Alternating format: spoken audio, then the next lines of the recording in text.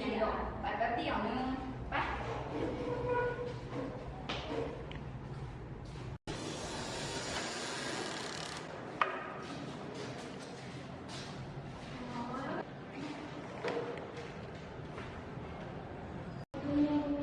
งามอยู่ในเนาะดีใจสื่อคนเป็นนำสื่อคนวิญญาณเนี่ย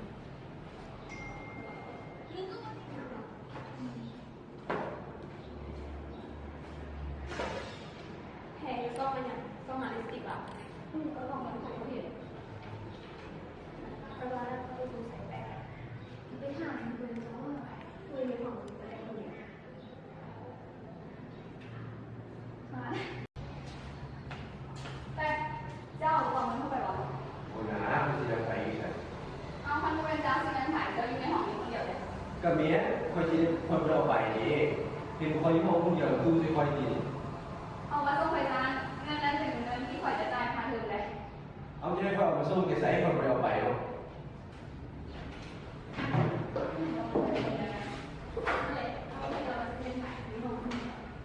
มันไม่สูงยาวหนึ่งค่ะ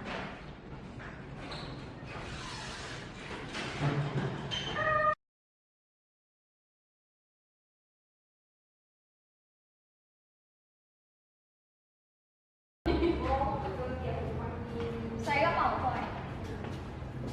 เอาเจ้าพูดได้ไงว่าเป็นกระเป๋าข่อย วันนี้ค่อยเห็นแล้ว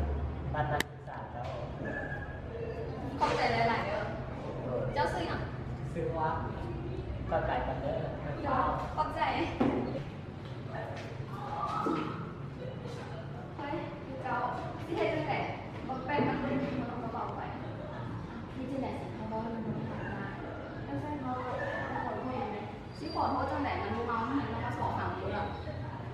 ใช่กับมึงให้ขอโทษไปได้มึงจะเสียมึงจะมาที ไปไปนะไปไป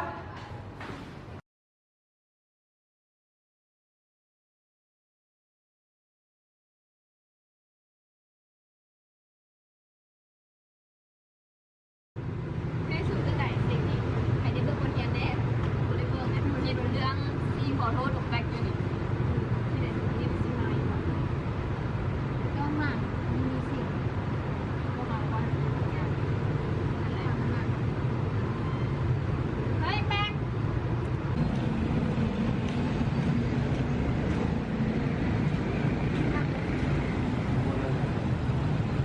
เฮ้ยนี่อย่าง อันขอที่ขอโทษเธอเรื่องที่นั่งที่เขาดูใจว่าเพิ่นเป็นคนรับหนูต่อของเนี่ย มันเป็นยังทำเป็นวิชาเลยครับเดี๋ยวคนเราไปมันต้อง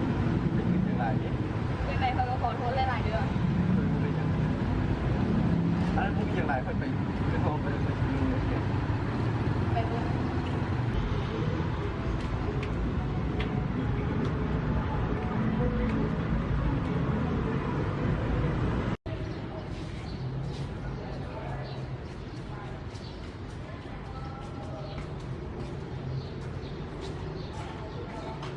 ชิ้นเล็กๆเลยว่ะ ให้สำเร็จแล้วบินแต่ไม่ไม่ทำบินปะ จักจะเสร็จแล้วไหม ไม่ได้เงินทั้งหลังปะ